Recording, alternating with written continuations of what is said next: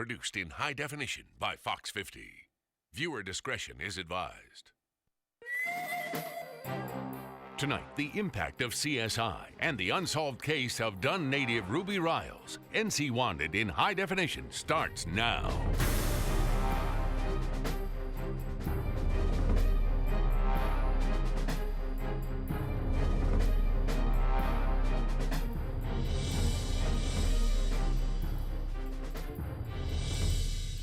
Good evening, I'm Gerald Owens. Welcome to NC Wanted. Tonight we look at a phenomenon that's been troubling law enforcement for years.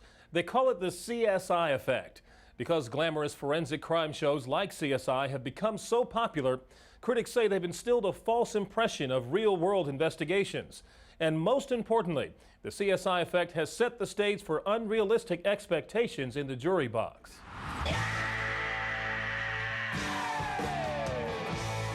They try. I've met the technical advisor, actually an analyst that used to be an analyst from Las Vegas, Nevada Crime Laboratory. The techniques that they use are valid. The instruments they use, we recognize. They're not using some unknown wonder box. In basis, they're using scientific techniques. Where it departs from that is the entertainment part of it. They're finding things that we can't find. They are making assumptions that we can't make. No, it is not glamorous at all. It's a lot of hard work. I think that the biggest misconception is that your crime scene person not only does all of the interviews and the interrogations, but we also analyze the evidence and then present it all in court. It would be too much to ask of one particular individual in order to do all of those jobs. Not to mention that to be a little bit of a conflict of interest with us doing all of those jobs. Those that process the evidence, we see the worst that mankind can do to one another. And so sometimes we tend to get a little emotional about what we see. There are some built-in barriers in order to make sure that Lady Justice is fair. We work on cases literally for months. Big cases with hundreds of items of evidence. It's not done overnight. It's a very extensive, exhaustive examination that we perform. But with the misconceptions have come benefits in the form of increased publicity for forensics, which means funding, better technology, even for smaller departments, and a record number of college graduates hoping to get into the field. I wish I had $1 for every time someone sat across and said, how'd you get interested in forensic science? And they said, well, I watch CSI every night. Individuals come into this laboratory and they work during the summertime, these kids from college, and they see exactly what they do. Some of them say, this is really great and this is what I like to do for my profession. Other ones say, wait a minute, this is nothing like CSI. Just another day in Miami. But perhaps the most detrimental effect of crime television happens in the jury box. Because of these shows, the general public believes that every case can and will be solved with physical evidence.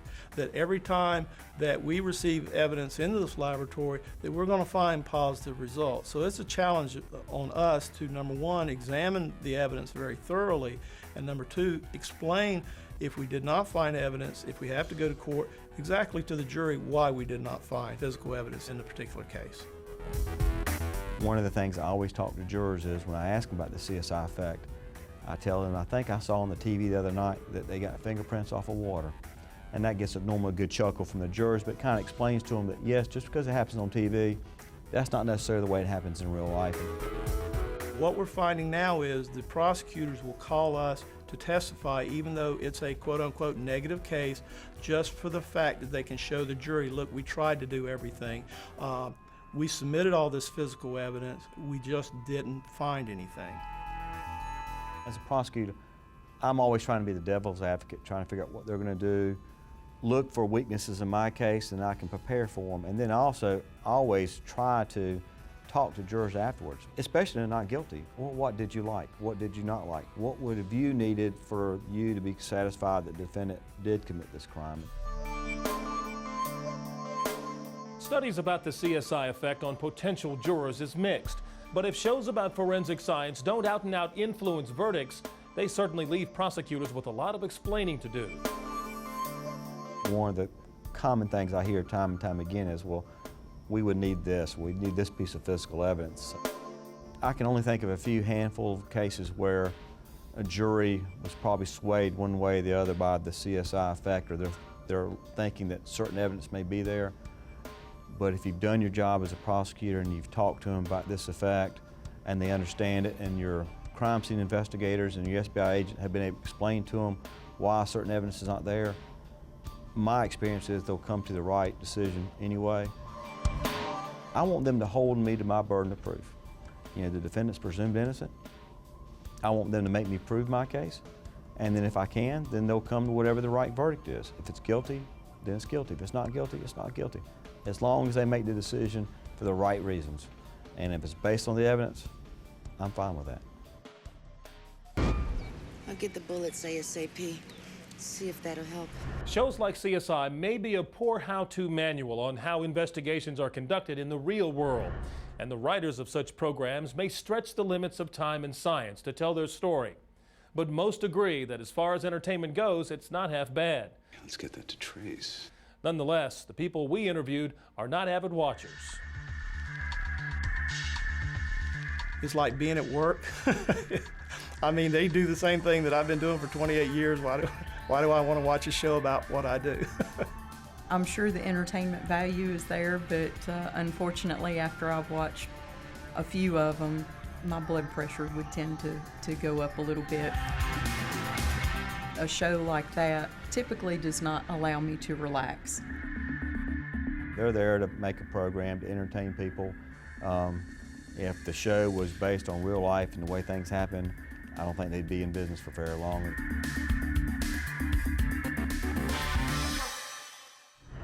Now, stay with us. There's much more to come on NC Wanted straight ahead. Coming up, the unsolved case of Dunn native Ruby Ryals. Somehow he got in there and caught her in bed. Welcome back to NC Wanted. Tonight we bring you the unsolved case of a 90-year-old woman from Dunn. It was November of 1996 when Ruby Ryals was robbed and murdered as she lay in her bed. Her family thought the case would be solved quickly, but it's been more than a decade and Ruby Ryals' killer is still at large. Tonight, law enforcement needs your tips to solve the case.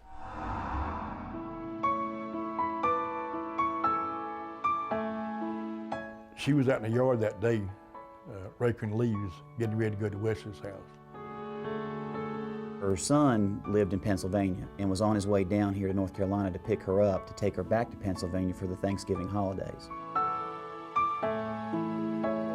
On the way down from Pennsylvania, he had called his mother several times and was never able to get her on the phone.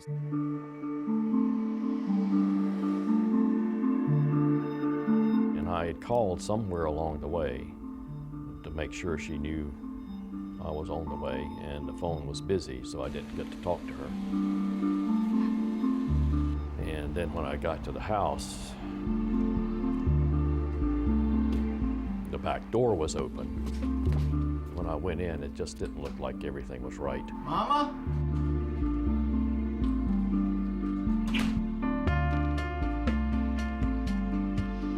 Mama? And I found her in the bedroom on her bed, and the phone was off the hook. In 1996, Ruby Ryals is 90 years old and has outlived most of her peers. But she still manages daily life on her own terms. She lives by herself in Dunn and believes the key to happiness is simple: cherish the important things in life. And thanks to a loving family and good friends, she's not lonely.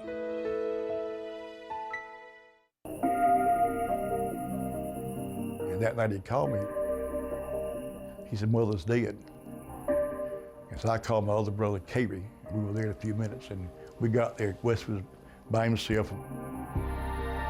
I thought she had died of a stroke. Well, it looked like she'd just fallen back on the bed, kind of, like she'd stood up and had just fallen back on the bed, is the way she looked. And things just didn't seem to be right. I didn't know what it was, couldn't put my finger on it. She'd have her rings on.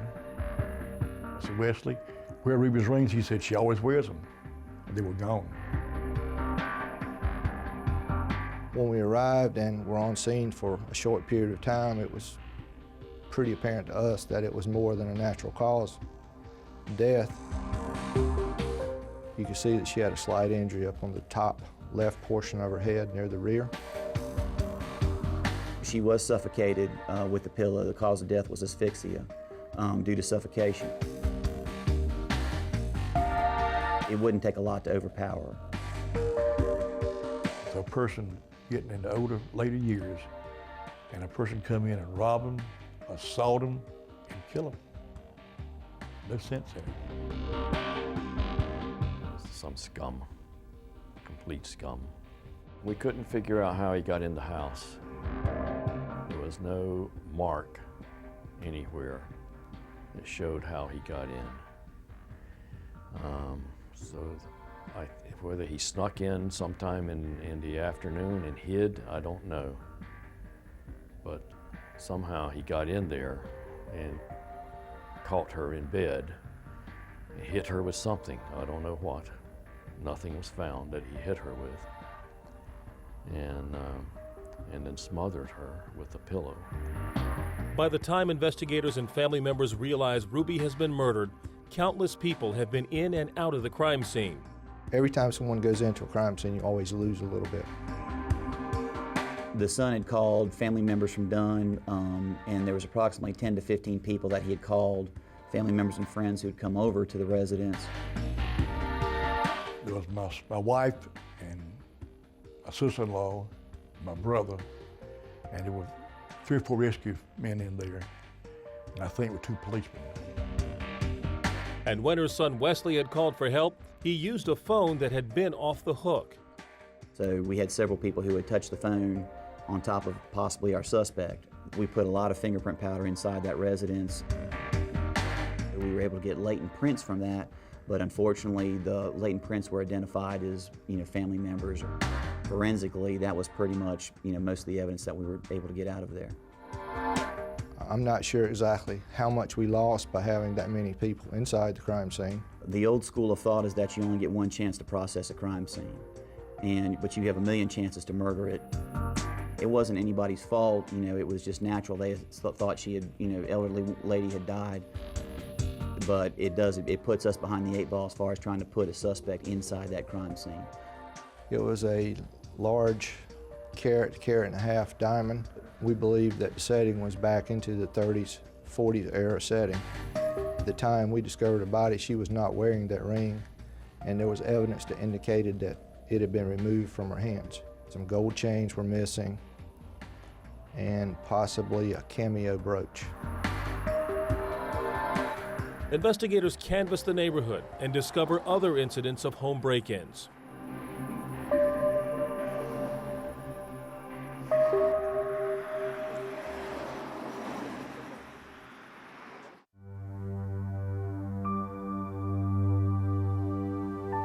On 2 separate occasions, we spoke with neighbors who had told us that in the past, perhaps in the summer before this homicide occurred, that they would leave their residence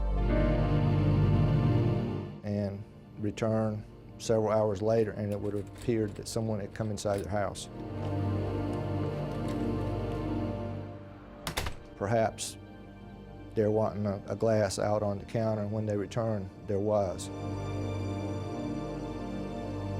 Or they specifically recall closing a bedroom door and leaving, and when they returned, that door was open. But they never reported it due to the fact there was nothing taken.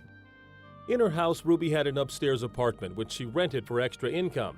And although an interview with her current tenant sheds little light on what happened, Ruby's former tenant tells of a suspicious encounter nearly 3 years before, in 1994, that helped shape the course of the investigation.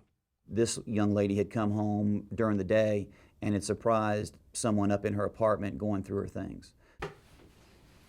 This individual said he was looking for Miss Ryals, and she said, well, you know, she's outside or she's downstairs, and he subsequently left. Because nothing was missing from her residence that she could tell, she never reported or never filed a police report. She was pretty sure that she had locked her door, but she was uncertain as to how he might have gained entry. According to the search warrant, the encounter is with Christopher Michael Capps, a teenager living across the street from Ruby's house. He soon becomes a focus of the investigation. We interviewed this individual originally on a standard interview.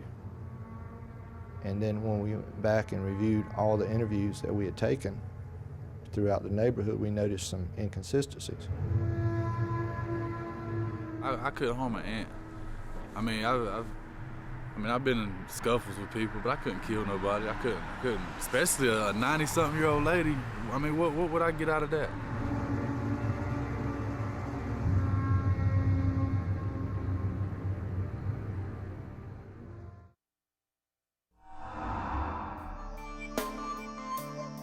It's 1996, and Wesley Ryals drives from his home in Pennsylvania to see his 90-year-old mother in Dunn.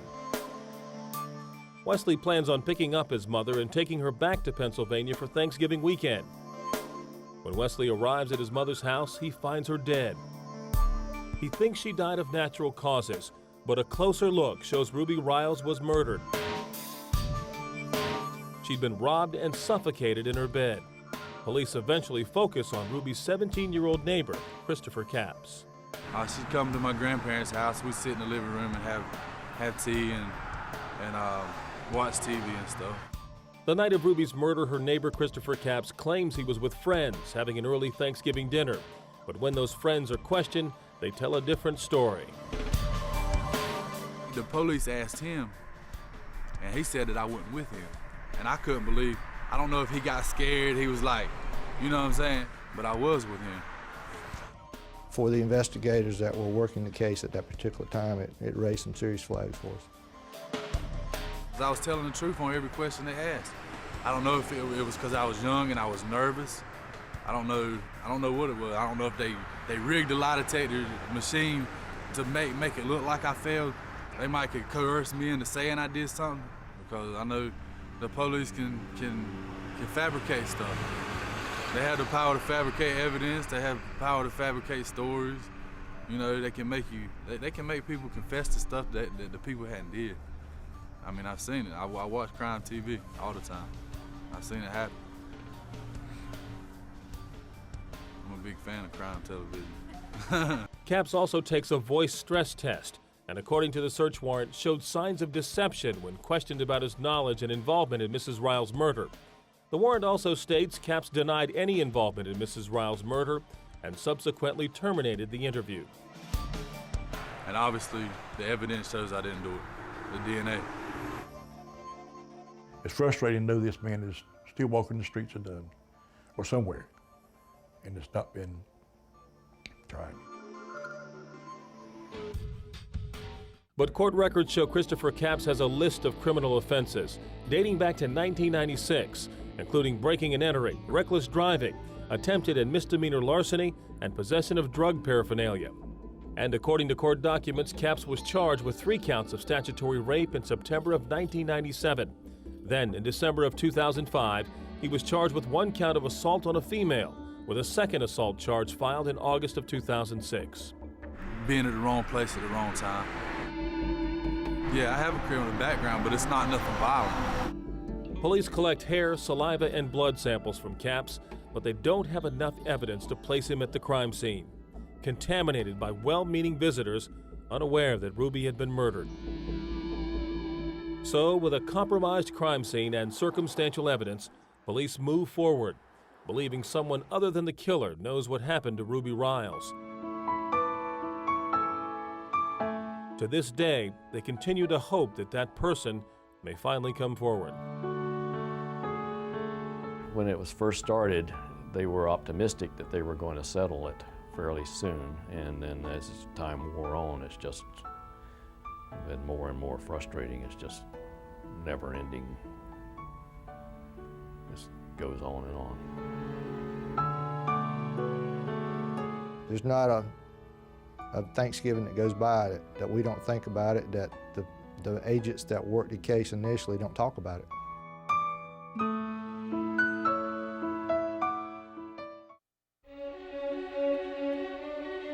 I just want to say that I'm innocent. I would never do nothing like this. I'm a very loving, caring person. I'm like a big teddy bear. I mean, it'd take a monster to do something like this. And the monster's not me. But I've known what I've heard and what I've seen, and I'm pretty sure I know who did it. And I just wait for the day they arrest him, try him, convict him, sentence him, and carry out the sentence. I'd love to see him put away. I think he's wondering, is this going to be the year? Is this the year that my luck runs out? That's what I hope he's wondering, because that's what he should be wondering.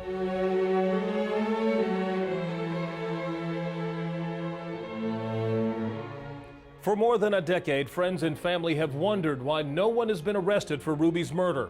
According to investigators, solving this case comes down to one thing still lacking: evidence.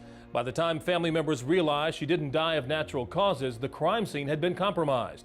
And although clues may point to a particular person, police in the Harnett County area want harder evidence, and they need your tips.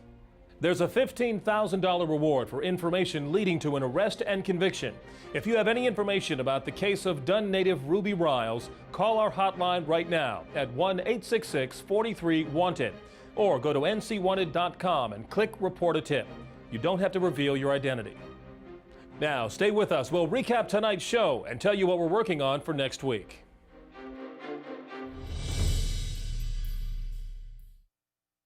On the next NC Wanted. They were born with an identity, but they died nameless, and no one came forward to claim them. They are the victims known as Doe, John, and Jane. Next week on an all-new NC Wanted, after the 10 o'clock news on Fox 50.